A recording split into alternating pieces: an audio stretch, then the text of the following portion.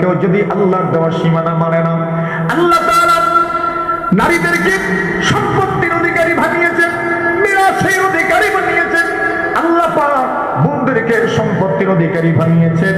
কেউ যদি আল্লাহর হুকুম মানে না, রাসূলুল্লাহ সাল্লাল্লাহু আলাইহি ওয়াসাল্লামের বিধান মানে না, আল্লাহ বলেন ওগো নবীজি ওই মানুষগুলো হবে জাহান্নামের কীট। নাউজুবিল্লাহ।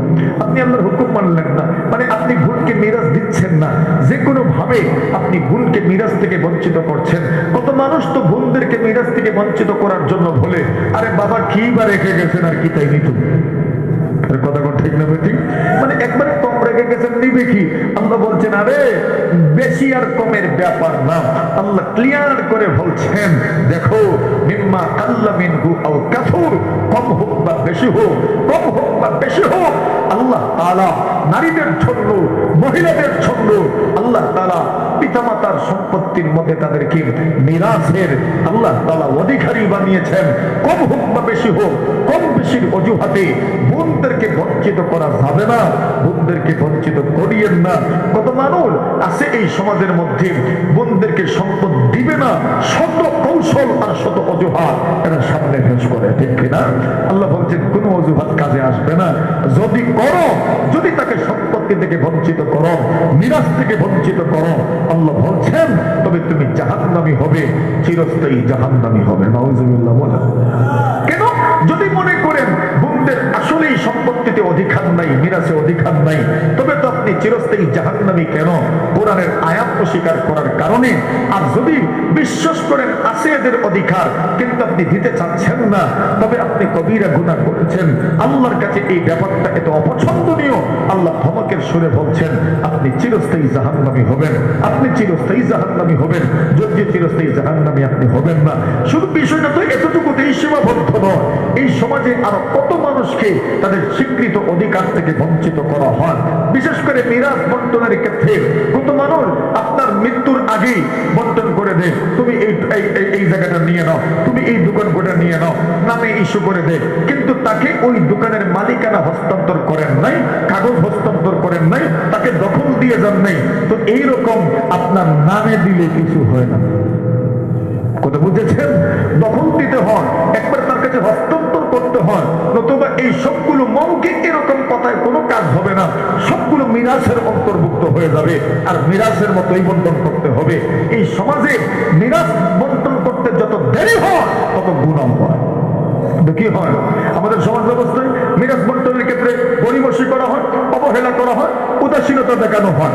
আচ্ছা বলেন, আপনি মিরাস বন্টনে যদি উদাসীনতা করেন তাহলে কত মাসআলা মাসাইল এই মিরাসের সাথে সম্পৃক্ত, বন্টন প্রক্রিয়ার সাথে সম্পৃক্ত, আপনি যদি এটা করেন না তাহলে কত ধরনের সমস্যা যে হচ্ছে এটার কোনো শেষ নাই। মোহতারাম হাজিরিনে কেরাম, এজন্য আসুন এই সমাজে কোনো মানুষকে আমরা ঠকাবো না, আত্মসাৎ করবো না, ইনশাল্লাহ। বলেন আচ্ছা এটা তো অনেক বড় একটা ব্যাপার। এই সমাজে আরো ছোট ছোট ব্যাপারে, ছোট ছোট বিষয়গুলোতে আমরা কত মানুষের উপর নিজের মনের অজান্তে ইচ্ছার বিরুদ্ধে জুলুম করে ফেলছি, আছে না নাই? কত ভাবে আমরা ঠকাচ্ছি এই সমাজে, কত মানুষকে কত ভাবে আমরা ঠকাচ্ছি। কোনো মানুষকে আমরা কোনোভাবে ঠকাবো না, কোনো মানুষের সম্পদ কোনোভাবে আমরা হরপ করবো না, হরণ করবো না। যদি করেন তাহলে আল্লাহ তাআলা কিন্তু আপনাকে ঘোষণা দিয়ে রাখছেন, যদি কোনো মানুষের সম্পত্তি আপনি হরণ করেন, আল্লাহ বলছেন ইয়েতিম, মা বাবা নাই মানে তো ইয়েতিম, যদি কোনো ইয়েতিমের সম্পত্তি আপনি কি করেন, যদি আত্মসাৎ করেন, আল্লাহ বলছেন এই মানুষটা সম্পদ খাইল না, ইন্নামা ইয়াকুলুনা ফি বুতুনিহিম নারা, তারা যেন তাদের পেটের ভিতরে কি ঢুকাইলো? আগুন ঢুকাইলো।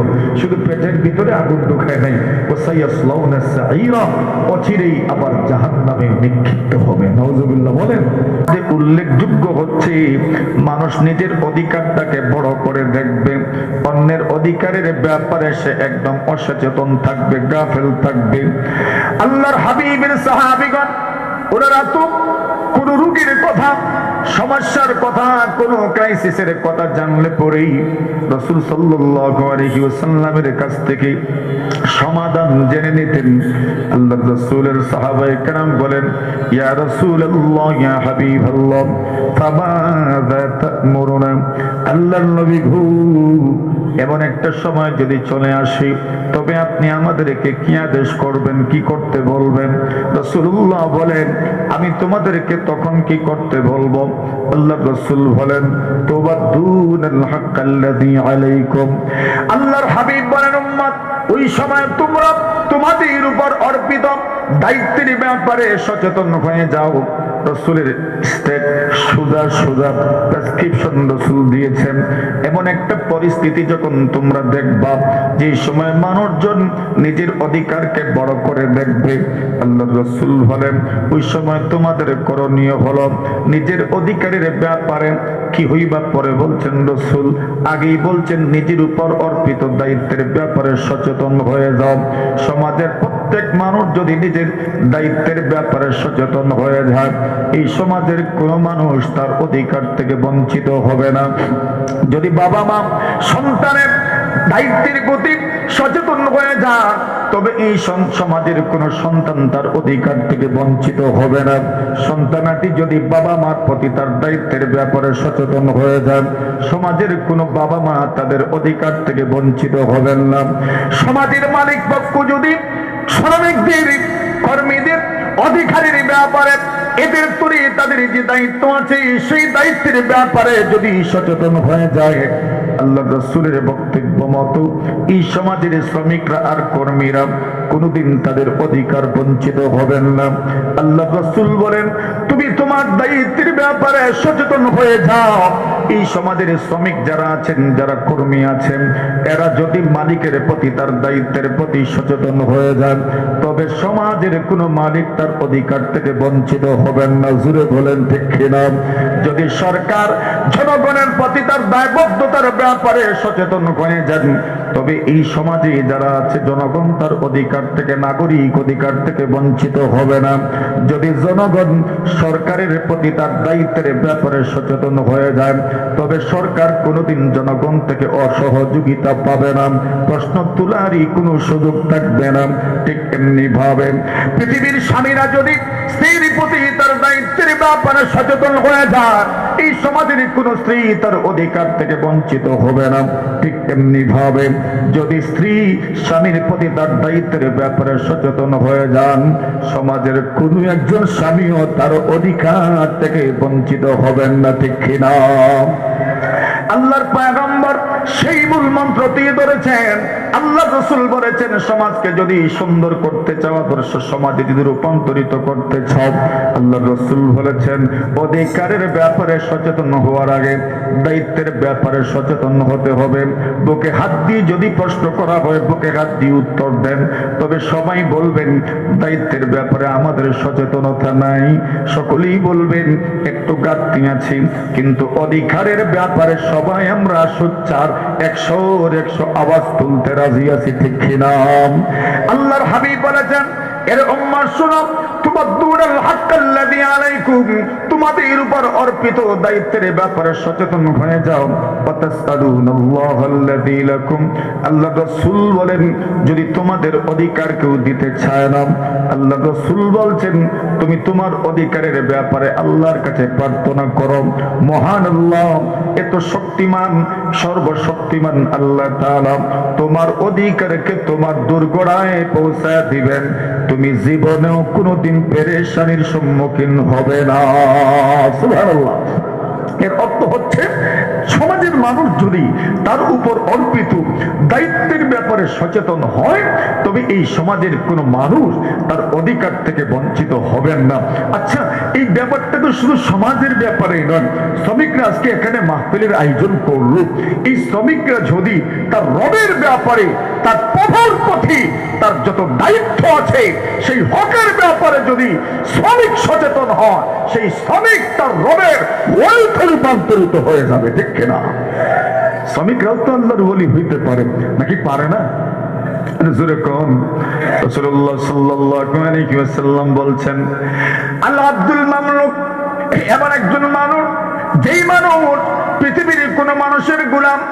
আল্লাহর হাবিব বলেন, সালাসাতুল লাকুম আজরা, 3 ধরনের মানুষ এমন আছেন, যে 3 ধরনের মানুষকে আল্লাহ পরমার্থিকারে আলম ডাবল প্রতিদান দিবেন, দ্বিগুণ প্রতিদান দিবেন।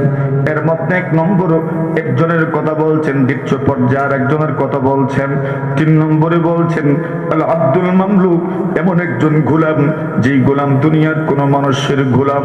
আল্লাহ রাসূল বলছেন ওই গোলাম যদি দুনিয়ার মালিকের হক আদায় করে, আল্লাহ তাআলার হক আদায় করে, আল্লাহর রাসূল বলছেন দুনিয়ার মালিকের হক আদায় করার পরে আল্লাহর হক আদায় করা বিষয়টা কত কঠিন।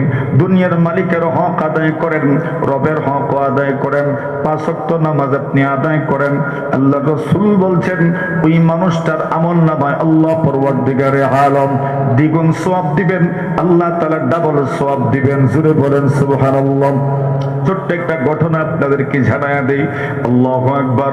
আল্লামা ইয়াফি রাহিমাহুল্লাহু তাআলা আত-তারগীব ওয়াত-তারহিব নামক তাসাউফের কিতাবের মধ্যে লিখেন, একজন গোলাম আল্লাহর বাড়ি, এই গোলাম মালিকের কাজ করে। একদিন মালিক গোলামকে সম্বোধন করে বলে, গোলাম আমি তোমাকে বিক্রি করে দিতে চাই। কেন? তোমাকে বিক্রি করাটা আমার জন্য প্রয়োজন হয়ে পড়েছে, আমার টাকার প্রয়োজন। তোমাকে বিক্রি করে আমি আমার প্রয়োজন শেষ করব, আমি আমার হাজত পূর্ণ করব, আমি আমার প্রয়োজন পূর্ণ করব। গোলাম বলে, মালিক আমি আপনার ঘরে থাকতে থাকতে অভ্যস্ত হয়ে পড়েছি, আপনার ঘরটা যেন আমার ঘরই মনে হয়। ওগো মালিক আমার, আপনার ঘরে থাকার কারণে আমি 5 ওয়াক্ত নামাজ আদায় করতে পারি, শুধু দিনের বেলা আপনার কাজ করি, রাত্রি বেলা আপনার কোনো কাজ আমাকে করতে হয় না। ওগো মালিক আমার, দিনের বেলা আপনার কাজ করি, রাত্রি বেলা আপনার কোনো কাজ করতে হয় না। আপনি আমার জন্য আলাদা রুম, আলাদা ঘরের ব্যবস্থাও করে রেখেছেন। এখন যার কাছে আমি যাব, ওই লোকটা আমার শর্ত মানবে কিনা, আমার জন্য এত সুযোগ সুবিধা দিবে কিনা তা তো জানি না। মালিক বলেন, কে দিবে কে দিবে না তা তো আমার দেখার বিষয় নয়, আমার প্রয়োজন পড়েছে, তোমাকে আমি বিক্রি করে দিতে চাই। আল্লাহর বান্দা বলেন, তোমার কি বা করার আছে? বাজারে নিয়ে গেলেন, গোলাম কেনার জন্য লোকজন আসলেন। আল্লাহর বান্দা গোলাম বলে, মালিক একটু কথা বলার সুযোগ দিয়েন, যে আমাকে কিনতে চায়। মালিক বলেন, কোনো অসুবিধা নাই, তোমাকে সুযোগ দেওয়া হবে, যে তোমাকে কিনতে চায়, কোনো অসুবিধা নাই, কথা বলতে পারো। গোলাম ওই মালিককে সম্বোধন করে বলে, আল্লাহর বলে তুমি আমাকে কিনতে যাও, কিন্তু কেনার আগে তোমার সাথে আমার কিছু কথা আছে, কথোপকথন আছে। মালিক বলেন, কি কথা বলতে চাও বলো। আল্লাহর বান্দা বলেন, যিনি আমাকে বিক্রি করছেন তিনি আমার আগের মালিক, এখনো আমি ওনার অধীনে আছি। উনি আমাকে আলাদা একটা রুম দিয়েছেন, ঘর দিয়েছেন। আমার মালিক শুধু দিনের বেলা কাজ নেন আমার থেকে, রাত্রি বেলা আমি কোনো কাজ করি না। আমার মালিক আমার জন্য সবকিছুর ব্যবস্থা করে দিয়েছেন। দিনের বেলায় যে কাজ করি, 5 উনি নামাজের সুযোগ আমাকে দেন, ফজর পড়ার সুযোগ দেন, জোহর পড়ার সুযোগ দেন, আসর পড়ার সুযোগ দেন, মাগরিবের নামাজটাও পড়ার সুযোগ দেন। ঈশার নামাজ তো আমি আমার রুমের ভিতরে গিয়ে পড়ে নেই, ওটার জন্য ওনার কাছ থেকে এই সুযোগ আমাকে চেয়ে নিতে হয় না। এবার আপনার কাছে আমার অনুরোধ, আপনিও যদি আমাকে এই 3টা শর্ত মেনে নেন, যদি শুধু দিনের বেলা কাজ করব শর্ত যদি আপনি মেনে নেন, 2 নম্বর শর্ত হচ্ছে আমাকে আলাদা একটা ঘর দিতে হবে। 3 নম্বরের শর্ত হচ্ছে দিনের বেলাও যে কাজ করব নামাজের অনুমতি আমাকে দিতে হবে, সুযোগ দিতে হবে। আল্লাহর বান্দা বলেন, এত শর্ত মেনে গোলাম কিনে আমার হবে না। এই দিনের মতো গোলামকে আর বিক্রি করা গেল না।